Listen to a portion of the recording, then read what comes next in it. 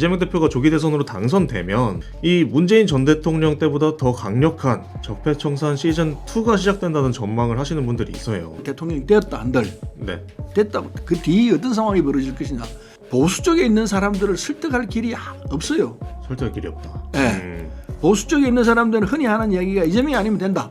이런 얘기를 흔히 합니다. 네네. 그렇다면은 이걸 알고 있는 입장에서는 국정은 진보 보수 정도를 다 합쳐가지고 이끌어가야 합니다. 네네. 그러면 대통령이 됐을 때 국가 운영을 어떻게 할 것이냐 이걸 놓고 고민을 한다면은 네네.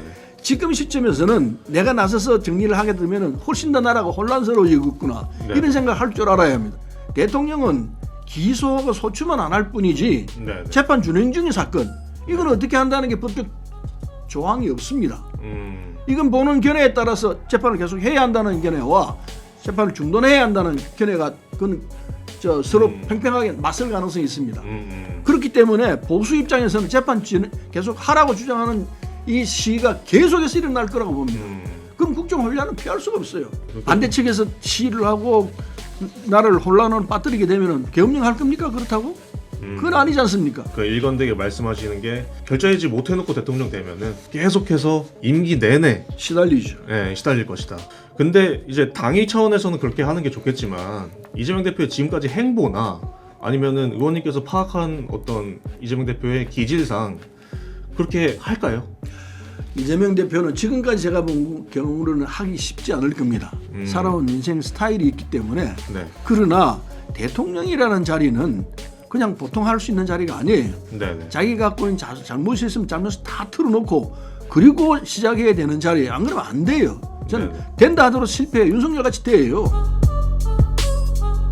만약에 이제 조기 대선이 치러져서 이재명 대표가 뭐 유력한 주자인 건 사실이지 않습니까? 그래서 이재명 대표가 조기 대선으로 당선되면 이 문재인 전 대통령 때보다 더 강력한 적폐청산 시즌2가 시작된다는 전망을 하시는 분들이 있어요.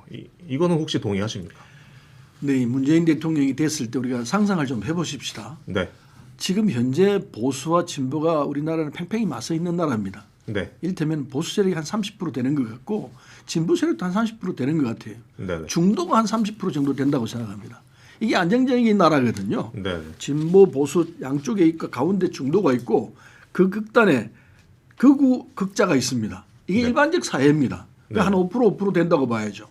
그런데 결국 중도가 어느 쪽에 가느냐 따라 가지고 전국의 향배가 결정되거든요. 네. 중도가 진보 쪽으로 가면 진보 정부가 들어서고 중도가 이 진보 쪽으로 가면은 진보 정부가 들어서고 이게 지금까지 우리 대한민국 흘러왔던 상황이고 네네. 미국 비슷하고 선진국은 대충 그런 것 같아요. 네네. 그런데 지금 이재명 대표가 이런 상황을 그 과도 상황을 타서 대통령이 되었다 한들 네.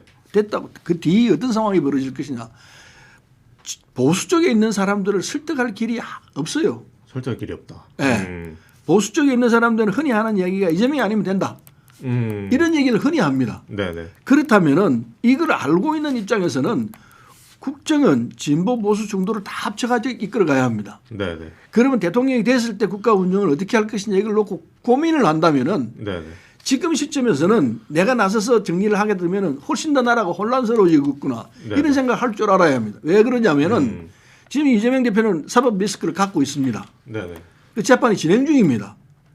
네네. 대장동 재판 아직 진행도 못했어요. 네네. 대장동 그 종범들은 다 구속됐다가 나왔습니다. 네. 나온 게 제가 없어서 나온 게 아니고 구속 기간이 만료됐기 때문에 네네. 나와서 재판을 받도록 되어 있습니다. 불구속 상태로 우리 형사법은 그렇게 되어 있습니다. 네네. 그래서 모든 공범들이 다 구속이 됐다고 볼 수 있는데 네. 이재명 대표도 대장동 사건을 재판하고 결과가 나오면은 그 결과를 벗어나기 쉽지 않을 거라 생각합니다.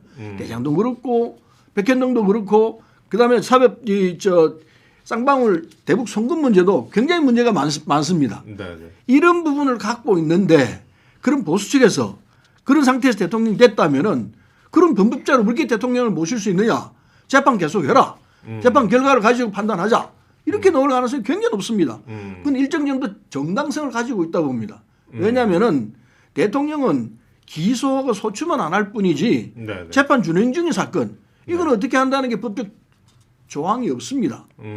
이건 보는 견해에 따라서 재판을 계속 해야 한다는 견해와 재판을 중단해야 한다는 견해가 그건 서로 팽팽하게 맞설 가능성이 있습니다. 음. 그렇기 때문에 보수 입장에서는 재판 계속 하라고 주장하는 이 시위가 계속해서 일어날 거라고 봅니다.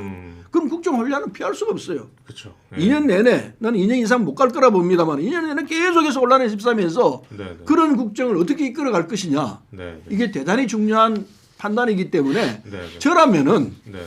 아무리 대통령이 된다 하더라도 네네. 좋은 나라를 이끌어가는 것이 목표입니다. 네네. 대통령 되는 목표는 내가 대통령 되는 게 목적이 있는 게 아니고 대한민국 더 나은 나라를 만드는 게 목적인데 네네. 대통령 되고 나는데 혼란이 계속되면서 결국은 나중에 이 혼란을 극복하지 못하고 아웃되는 이런 상황이 눈에 보이는데 네네. 그 길을 택할 것이냐. 네네. 그렇지 않으면은 아 내가 잘못한 부분이 있구나. 내 잘못은 내 스스로 정리해야 되는 거구나. 내가 지금 당장 대통령 안 하더라도 나는 대통령 할 시간이 온다. 나는 그 시간을 기다리겠다. 재판 빨리 진행하라. 네. 내 결과에 대해서 국민들에게 나는 무죄라고 생각하기 때문에 국민 앞에 당당하게 얘기할 테니까 빨리 진행하라. 네. 그리고 결과를 난 받아들이겠다. 네. 그러고 난 대통령도 괜찮다.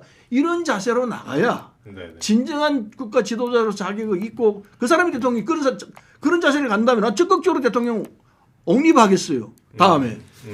그런 과정이 있기 때문에 지금 이재명 대표는 이 상황에서 자기가 대통령 되는 데만 몰두하면은 먼 날을 못 내다보는 결과를 가져올 수 있다고 생각합니다.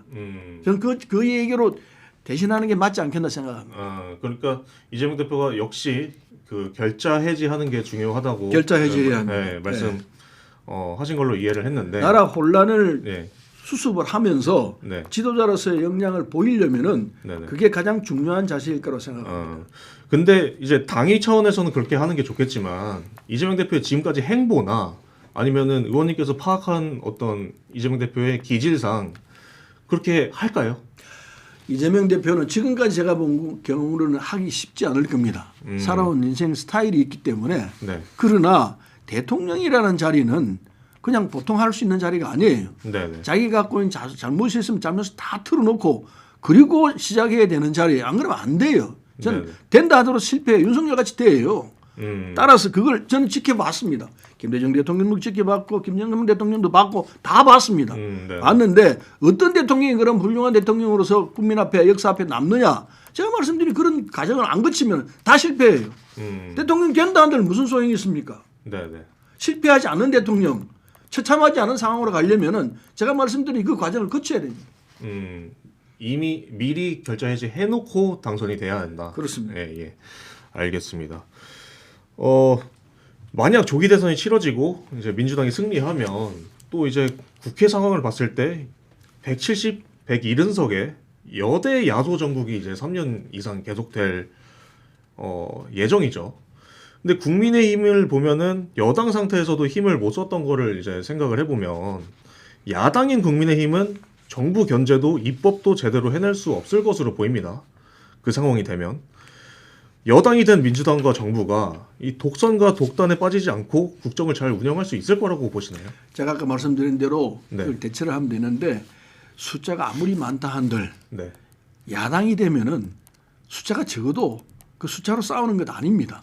국민 여론을 등에 업고 그리고 정치를 해나가는 것이기 때문에 여당이 아무리 숫자가 많다 한들 경우에 어긋나면은 그건 안 되게 돼 있습니다.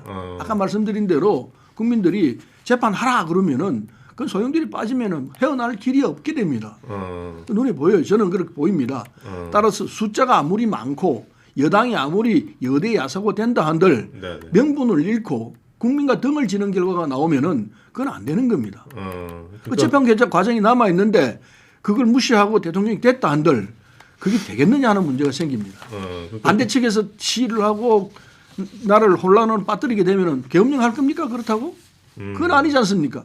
그런 결과가 나올 수밖에 없게 된다고 봅니다.